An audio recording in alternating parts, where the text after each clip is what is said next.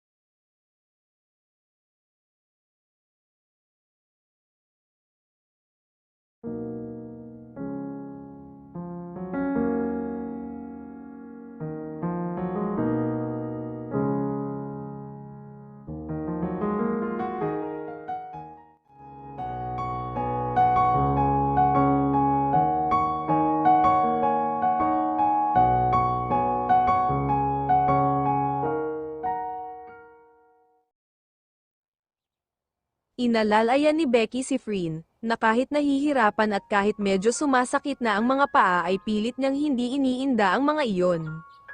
Naiinis siya sa pagiging bossy nito ngunit iwinaglit na lang niya iyon sa isipan.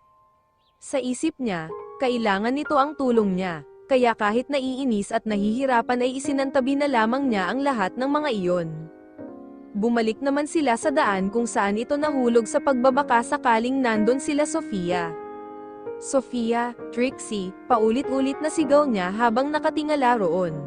Cheska, Karen, nandito kami, tulong, paulit-ulit ding sigaw nito habang nakatingala roon. Ilang sandaling ganon lang ang ginagawa nila, ngunit halos mauubusan na ata sila ng boses ay wala pa ring ni isang lumilitaw roon. Kitang-kita naman niya sa mukha ni Frin ang pag-aalala habang nakatingala roon, kitang-kita niya ang mukha nitong halos mawawalan na ng pag-asa. Paano na tayo Becky, baka habang buhay na tayong makukulong dito, sabi nito habang nakatingin sa kanya. May iba pang daan dito, makakaalis din tayo rito. Nagpatuloy siya sa pag-aalalay nito sa paglalakad. Maya-maya pa, inumpisahan na nilang lakarin ng pagkahaba-haba na daan na hindi nila alam kung ano ang kahihinatnan. Napalingon siya sa hawak na lampara. Napansin niyang malapit na ring maubos ang gas doon, malalim na napabuntong hininga na lamang siya. Habang naglalakad sila ay tumigil naman ito bigla, ang sakit na ng mga paa ko, parang hindi ko na kayang maglakad, Becky, nang hihinang sabi nito. Sige, magpahinga na muna tayo, naupo sila sa isang tabi, napansin naman niya ang panginginig ng katawan nito. Frin, okay ka lang ba? Nag-aalala niyang tanong. Kapag Kwan ay itinaas niya ang isang kamay para hawakan ang noo nito. Nilalagnat ka, nag-aalalang sabi niya, automatiko siyang nataranta dahil sa panginginig ng katawan nito.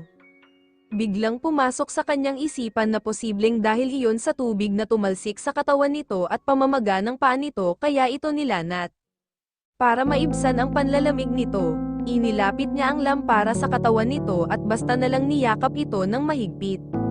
Maya-maya pa, pakiworry niya ay hindi ata sapat iyon, kaya kahit nilalamig din siya ay hindi na siya nagdalawang isip, nahaba rin ang suot na damit, sa kanya ibinalot ang sariling damit sa nanginginig din nitong katawan, saka ito mahigpit na niyakap ulit, napagmasdan naman niya ang mukha at mga mata nitong nakapikit, maging ang panunuyo ng mga labi nito dahil sa panlalamig ng buo nitong katawan, Hinawakan niya ang ulo nito at idinikit iyon sa kanang dibdib niya. Ilang sandali pa, dahil sa pagod ay hindi na rin niya namamalayang nakatulog na lamang siya.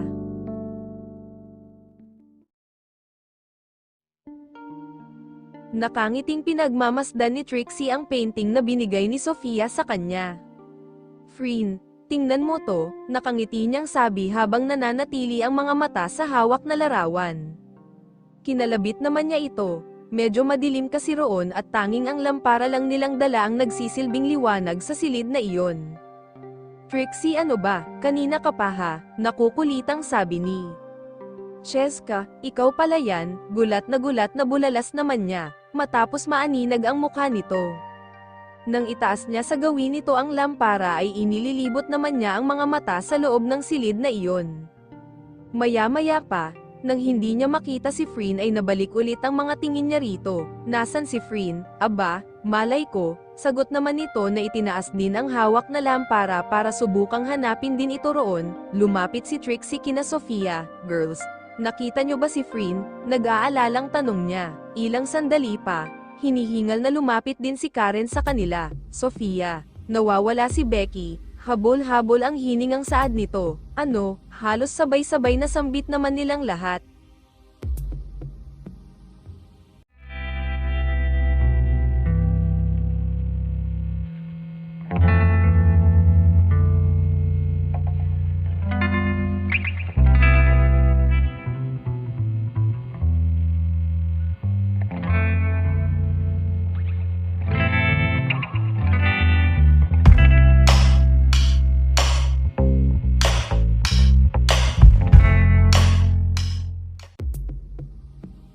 Ano, kinakabahang sambit ni Trixie nang malamang nawawala rin si Becky. Nasan sila?